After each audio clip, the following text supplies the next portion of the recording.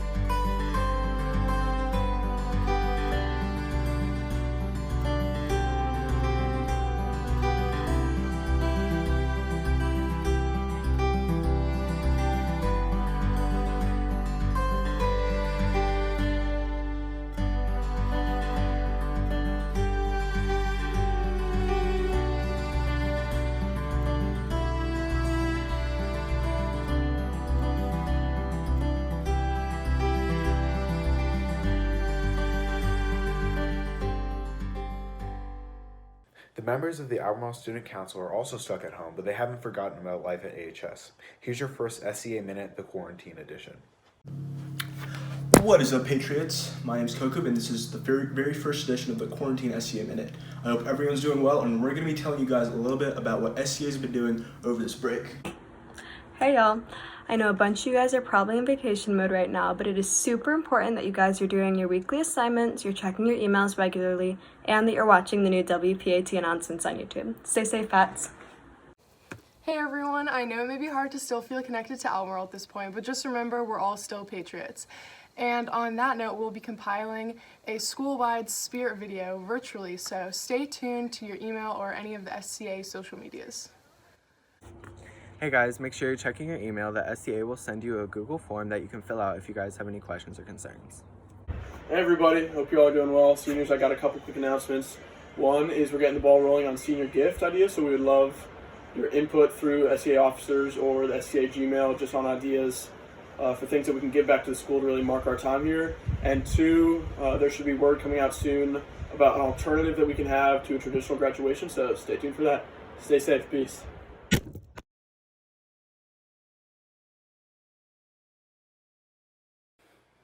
And now here's Camden with this week's special feature. Thanks, Malachi. Here's a message from Miss Reiser. Yearbooks are on sale now. You can get yours by going to balfour.com. Also, the yearbook is looking for photos of how students have been occupying themselves since March 13th. Got a picture of you doing a 1,000-piece puzzle? Perfect. A selfie wearing your newly sewn mask? Magnificent. Exercising on the erg? Excellent. Please send any pictures you'd like to share to ahsyearbook@k12albemarle.org. Speaking of the quarantine, since the closing of the school building, teachers and administrators have been working hard at figuring out how to do school without a school building. One person who was instrumental in developing the online system for delivering schoolwork was Mr. Adam Seipel. We met this week on Zoom to talk about how it all came together. Hi everyone, I'm here with Mr. Adam Seipel, one of the information technology coaches at Albemarle.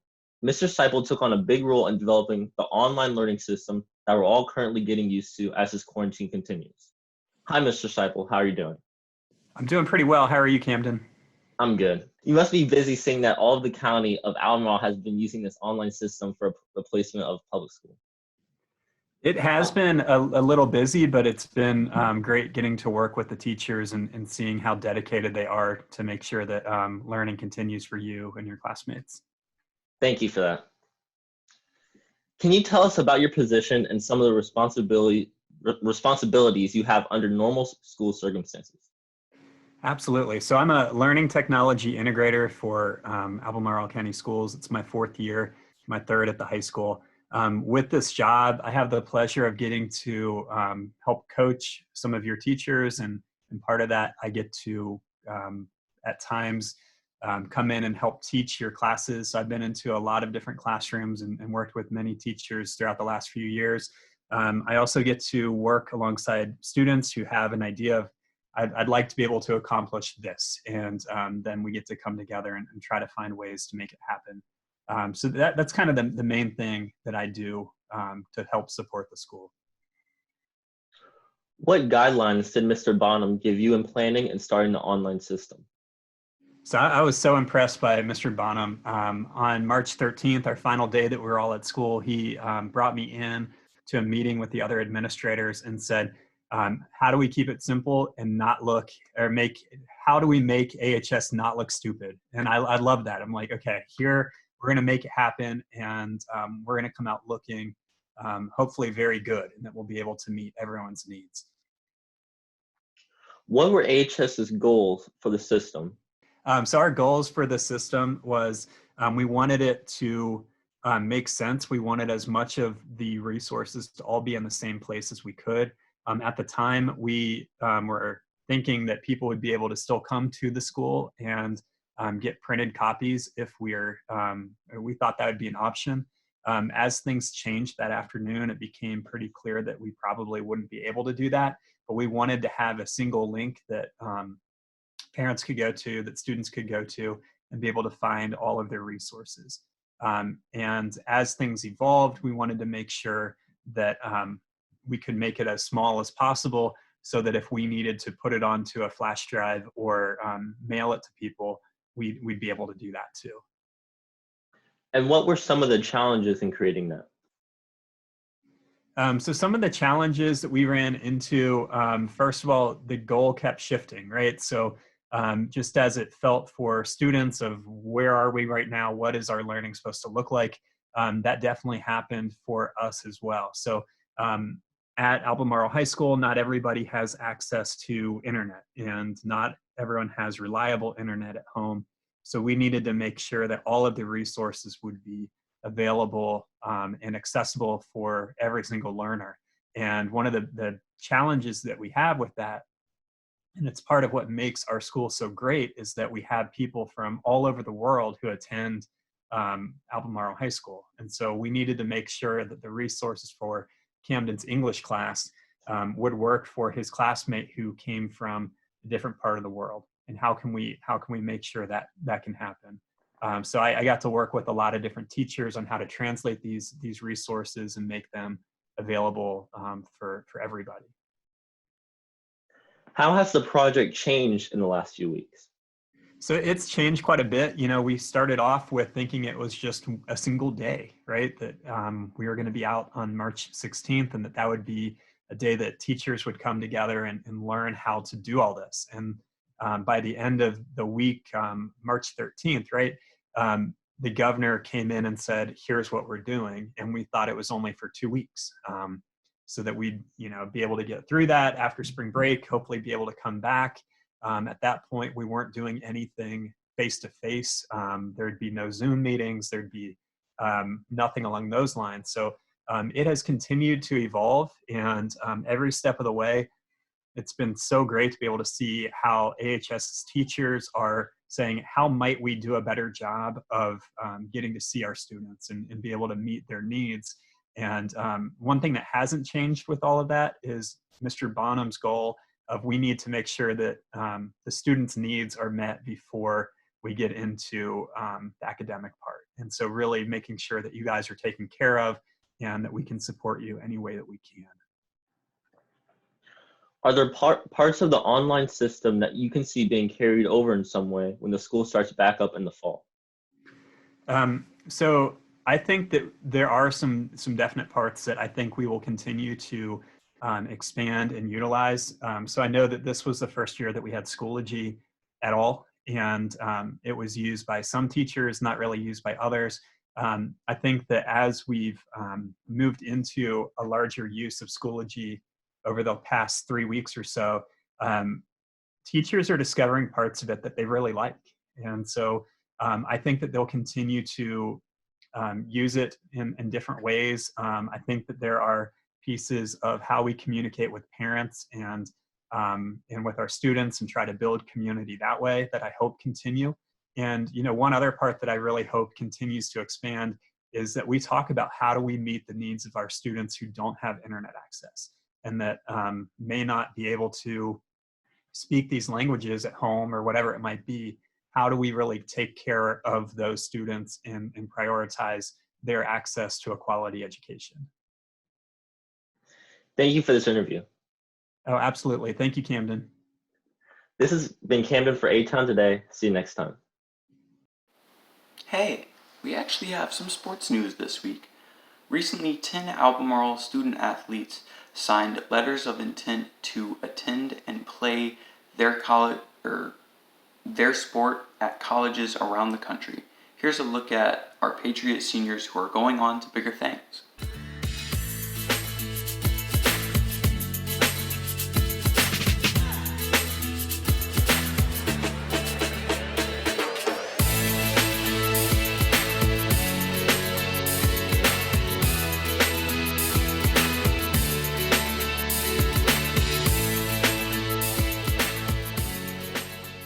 Charlie Cross, and I'm committed to study and swim at Gettysburg College next year.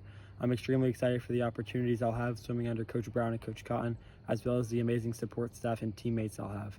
I'd like to thank all my coaches and teammates for pushing me to be my best every day, as well as my family and brother for their constant, unwavering support. I'd also like to show my heartfelt appreciation to the Albemarle community for all the experiences it's given me in the past 4 years, as well as being somewhere I'm proud to call home.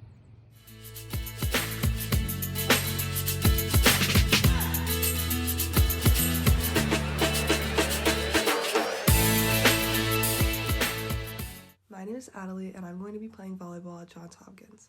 I am so excited to play at the collegiate level at a school that I truly love. This has always been a dream of mine, but I wouldn't have been able to achieve it without so many people.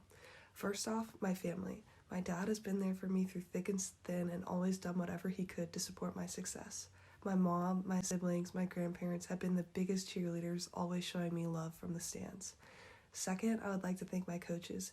Coach Ragland has shaped me not only as a player, but also as a person, and I am so lucky and grateful to have had him for 4 years.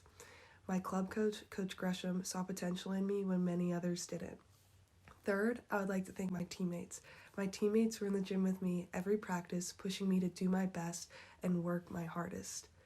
I'm so blessed for this opportunity and for the many people who have been by my side through everything.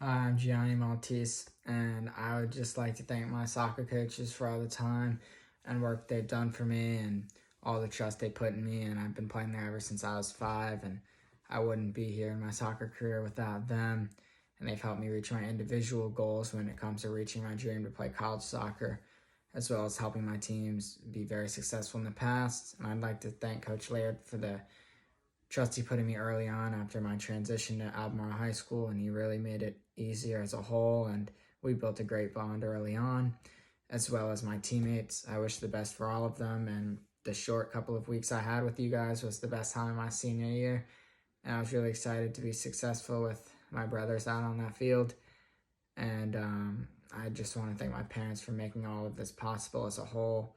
I wouldn't be here without them, and I'm really excited to spend my next 4 years at an amazing school where I personally fit in both athletically and academically, and I can't wait to see what my next 4 years hold for me personally. And I expect big things for myself and my team at Bridgewater College as well. And I also would like to just say in general how proud I am to be an Eagle, and thank you for everyone that has helped me along the way. And I'm going to miss Albemarle, and once a Patriot, always a Patriot.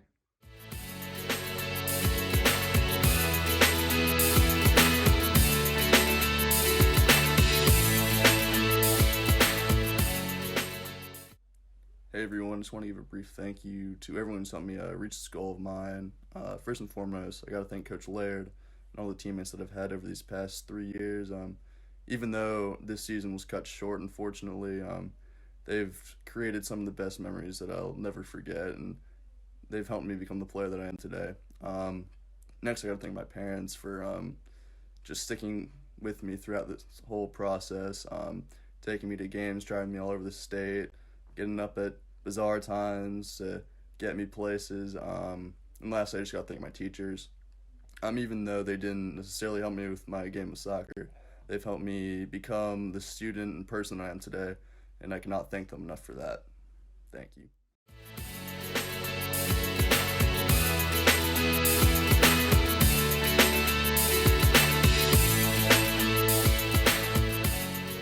Off, I want to give a huge thanks to all my coaches with Saka and Albemarle, especially Coach S and Price Thomas with the Ground Academy, for helping me through this recruiting process. It's definitely something I would have gotten lost in without y'all.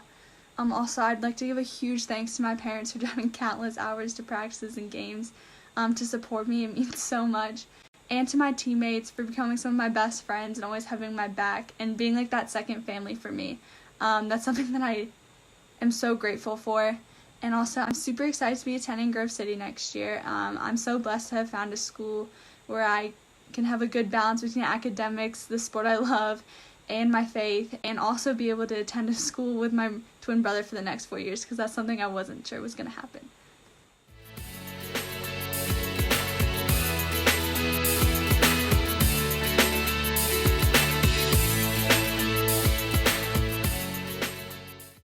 I'm Jeff Shue, and I'll be playing baseball at Swarthmore. I chose Swarthmore because of the excellent academics offered through its engineering and liberal arts programs, and I'm excited to continue to play the sport I love as both a pitcher and a position player. I want to thank all the coaches and teammates I've had for keeping my passion for the game burning, Coach Phoenix and Jeff Burton for aiding me in my recruiting process, and of course my family for traveling all over the East Coast with me to tournaments. And to the younger players, you're only going to regret the work you didn't put in.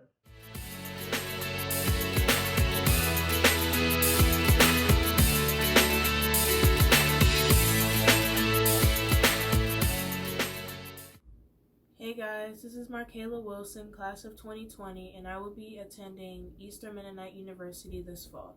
I would like to thank everyone involved in the program for their support over the years and my parents for always pushing me to do my best. I am really looking forward to meeting the ladies at EMU, playing at the next level, and creating many more memories with the new people that I meet.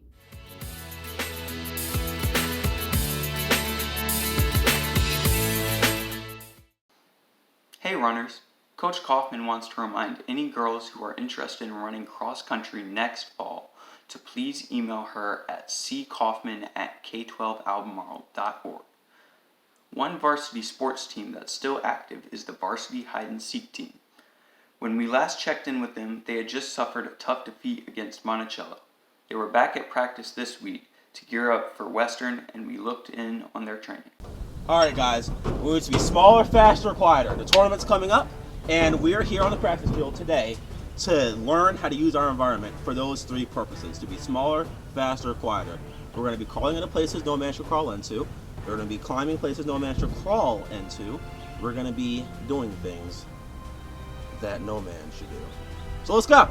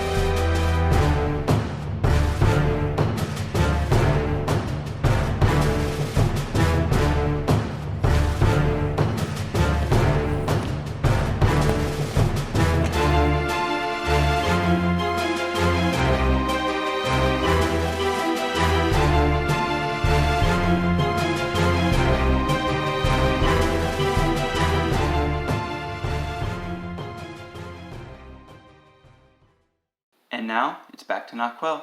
Have a great day. Thanks, Sam. We're all missing sports a lot, so ATown today wants to know what you're doing to get your sports fix. CJ and some of his friends shared these clips of what sports are looking like where they are, and now we want to see what it looks like at your place. Send us a video of your best trick shot, invented sports, or creative workout, and we'll include it on our next week's broadcast. Just upload your clip to Google Drive and share it with us at wpat@k12albemarle.org. We're looking forward to laughing with you. That's all for now. Have a great week, everybody.